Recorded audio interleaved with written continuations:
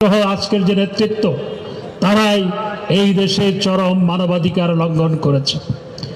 জিয়াউর রহমান রক্তের উপরে পাড়া দিয়ে বঙ্গবন্ধুকে হত্যা করার মধ্য দিয়ে রক্তের উপরে পাড়া দিয়ে এই দেশে ক্ষমতা দখল করেছিল এবং সেই ক্ষমতাকে পাকাপোক্ত করার জন্য, সেই ক্ষমতায় টিকে থাকার জন্য শত শত হাজার হাজার সেনাবাহিনীর জওয়ান এবং অফিসারকে হত্যা করেছে, 22,000 আওয়ামী লীগের নেতাকর্মীকে হত্যা করেছে। জিয়াউর রহমান 1977 সালে শত শত সেনাবাহিনী বিমান বাহিনীর অফিসারকে যেইভাবে ফাঁসিতে ঝুলিয়ে হত্যা করেছে, এই বাংলাদেশের ইতিহাসে শত শত বছরের ইতিহাসে এই ধরনের নারকীয় হত্যাযজ্ঞ কখনো ঘটে নাই। কারাগারের মধ্যে বিমান বাহিনী কিংবা সেনাবাহিনীর জওয়ান আটক, হঠাৎ মধ্যরাতে তাকে বলা হলো চলুন। তিনি যখন জিজ্ঞেস করলেন কোথায় যাব, বলে ফাঁসির মঞ্চে। বলে কেন আমি ফাঁসির মঞ্চে যাব? আমার তো কোনো বিচার হয়নি। বলে বিচার হয়ে গেছে। এইভাবে বিনা বিচারে অনেক মানুষকে ফাঁসিতে ঝুলিয়ে জিয়াউর রহমান হত্যা করেছে। এমন অনেক ঘটনা আছে। ফাঁসির রায় কার্যকর হয়েছে একদিন, তার 2 মাস পরে ফাঁসির রায় হয়েছে। অর্থাৎ ফাঁসি কার্যকর করা হয়েছে একদিন, 2 মাস পরে ফাঁসির রায় হয়েছে। এরকম বহু ঘটনা আছে, এগুলো সব ডকুমেন্টেড। এইভাবে জিয়াউর রহমান মানবাধিকার লঙ্ঘন করেছে, চরম মানবাধিকার লঙ্ঘন করেছে।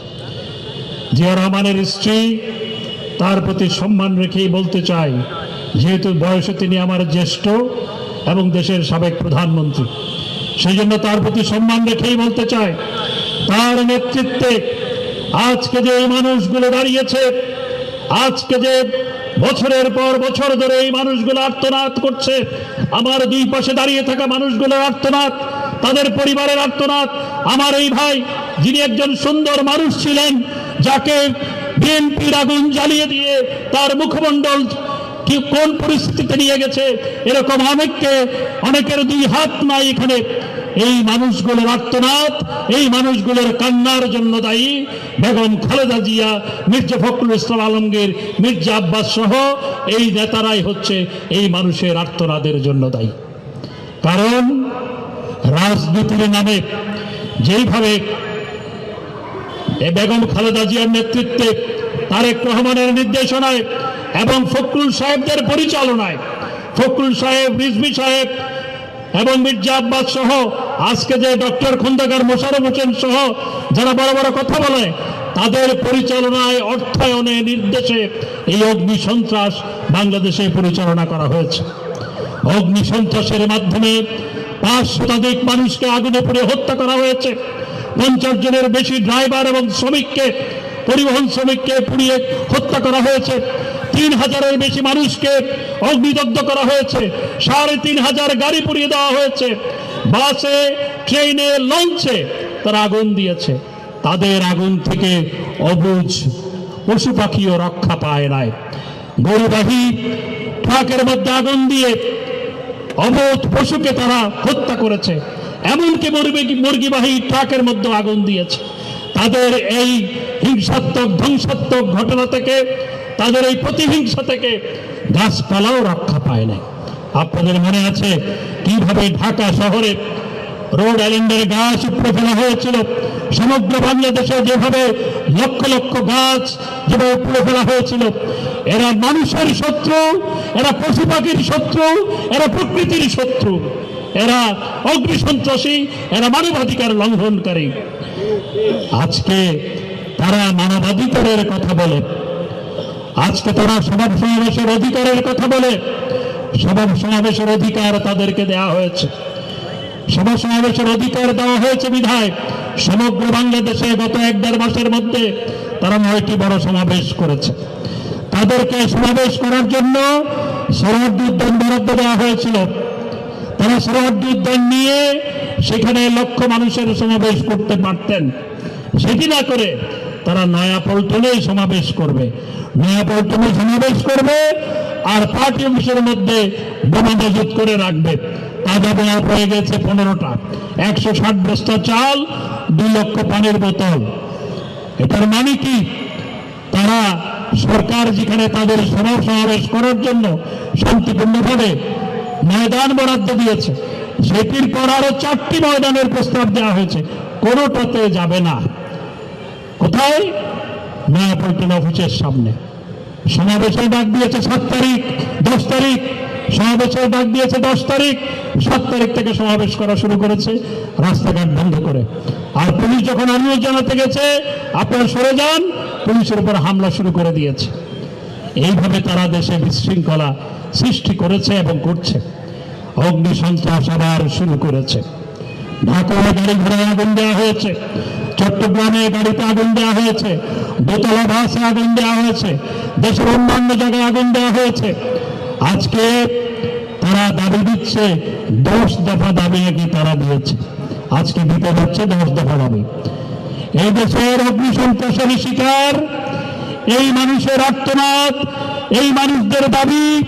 আর এই দেশের মানুষের দাবি হচ্ছে 1 দফা, সেটি হচ্ছে যারা রাজনীতির নামে মানুষ পোড়ায়, যারা রাজনীতির নামে পশুপাখি পোড়ায়, যারা রাজনীতির নামে প্রকৃতি ধ্বংস করে, তাদেরকে রাজনীতি থেকে বিদায় দিতে হবে। এই দেশের মানুষের হচ্ছে 1 দফা দাবি। আজকে যারা বক্তৃতা করেছেন তারা বলেছেন যে অগ্নি সন্ত্রাসীদের শুধু নয়, তাদের হুকুমদাতাদের বিচার করতে হবে। এদের হুকুমদাতা কারা?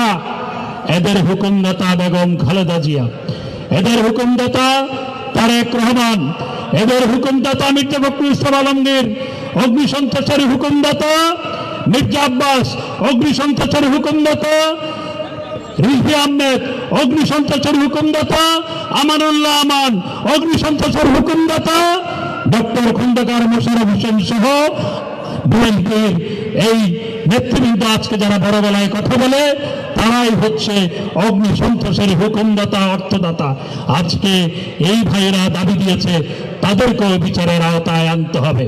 অবশ্যই ইনশাআল্লাহ এই দেশে তাদের বিচার করা হবে। যারা রাজনীতির নামে মানুষ পোড়ায়, সাধারণ মানুষ পোড়ায়, এই মানুষগুলো যারা দাঁড়িয়েছে তারা কেউ রাজনীতি করে না। তারা আওয়ামী লীগ করে না, বিএনপি করে না, জাতীয় পার্টি করে না, জামাত ইসলাম সহ অন্য কোনো দল করে না।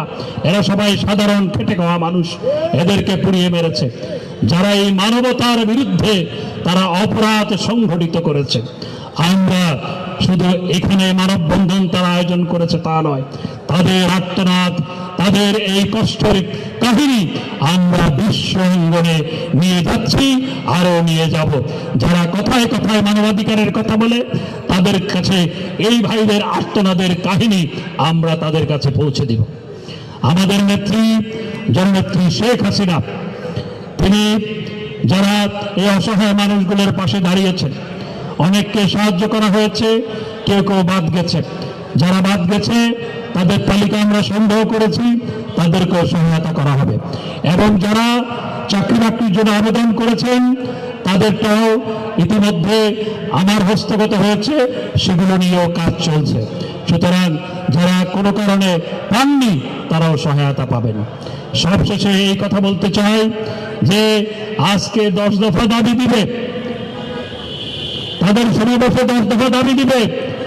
এই অগ্নি সন্ত্রাসের আর্তনাদ, অগ্নি সন্ত্রাসের আর্তনাদের শিকার, অগ্নি সন্ত্রাসের শিকার বিএনপি জামাতের অগ্নি সন্ত্রাসের শিকার এই ভাইদের, দেশের মানুষের 1 দফা দাবি যে যারা রাজনীতির নামে মানুষ পুড়িয়েছে, মানুষ পোড়ায়, গাড়ি ঘোড়া ধ্বংস করে, রাজনীতির নামে যারা পশু পাখির উপর বোমা নিক্ষেপ করে, আগুন নিক্ষেপ করে, যারা রাজনীতির নামে প্রকৃতি ধ্বংস করে, তাদেরকে রাজনীতি থেকে বিদায় দিতে হবে, তাদেরকে বিদায় নিতেই হবে ইনশাআল্লাহ।